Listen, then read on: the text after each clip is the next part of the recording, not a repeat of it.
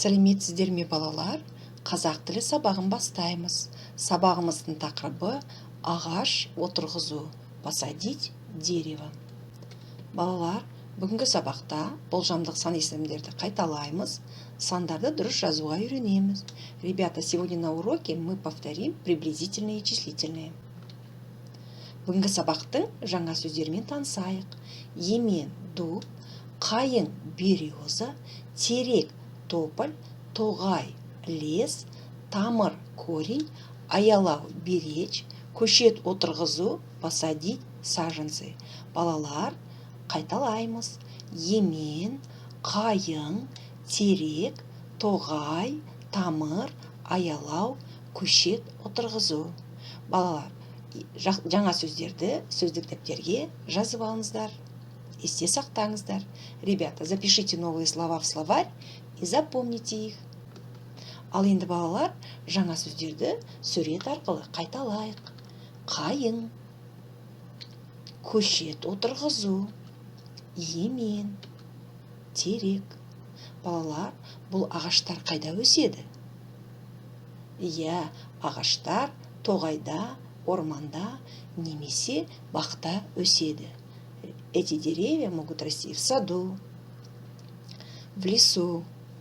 Жақсы балалар, жаңа сөздерді есте сақтаңдар. Запомните новые слова. Ал енді балалар, тапсырмалар орындаймыз. Үшінші тапсырма. Балалар, мына суретке назар аударыңдар. Бұл Нұрғали Нүсіпжанов, Қазақстанның халық артисі.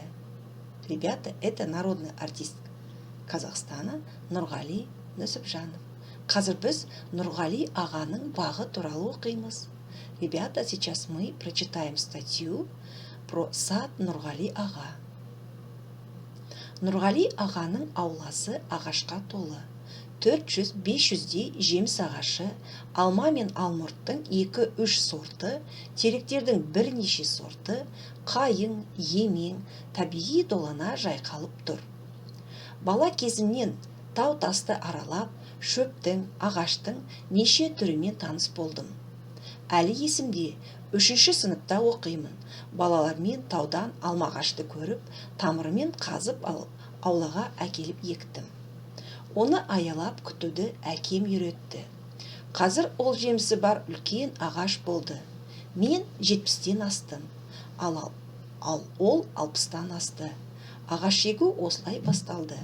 Кейін 15-20 түп алма ағаш отырғыздым. Олар да жемісін беріп, жайқалып тұр.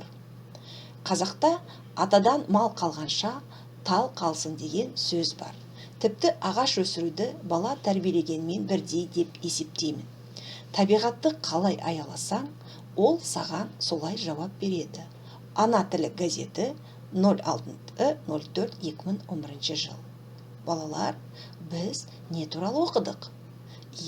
Нұрғали ағаның бағы туралы оқыдық. Балалар, тағы бір мәрте мәтінді өздерің оқыңдар.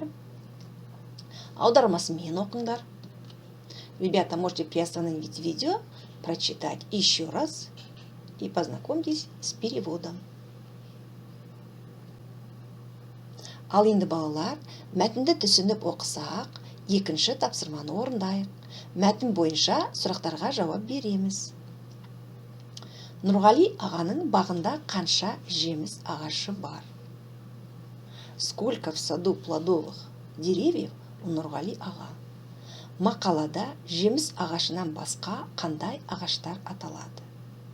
В статье, кроме плодовых деревьев, название каких деревьев было названо? Нұрғали аға 3-ші сыныпта қандай ағаш отырғызады? Нұрғали аға в 3-м классе какое дерево посадил? Мақалада қандай өнегелі сөздер бар? Какое мудрое изречение есть в статье? Ребята, это задание устное, отправляйте голосовым сообщением учителю. 5-ші тапсырма. Шамамен алынған сандары бар сөйлемдерді теріп жазыңыздар. Балалар, бұл тапсырмада берілген сөйлемдердің ішінен болжамдық сан есімдері бар сөйлемдерді дәптерге көшіріп жазасыздар. Ребята, в этом задании вы выписываете только предложения, где есть приблизительные и числительные. Балалар, болжамдық сан есім қалай жасалады? Еске түсірейік. Иә, дайдей, тайтей жұрнақтары арқылы және, шақты, жуық, шамамен деген сөздер арқылы жасалады. Образуется с помощью суффиксов дайдей, тайтей слова жуық, шақты, шамамен. Мысалы, бірінші сөйлем: мен 7-8 түп қайын ағашын ектім. Я посадил 7-8 берез. Ребята, здесь не названо точно количество берез. Значит, это предложение относится 7-8, 7-8. Жақсы балалар, бұл тапсырманы дәптерге орындайсыздар.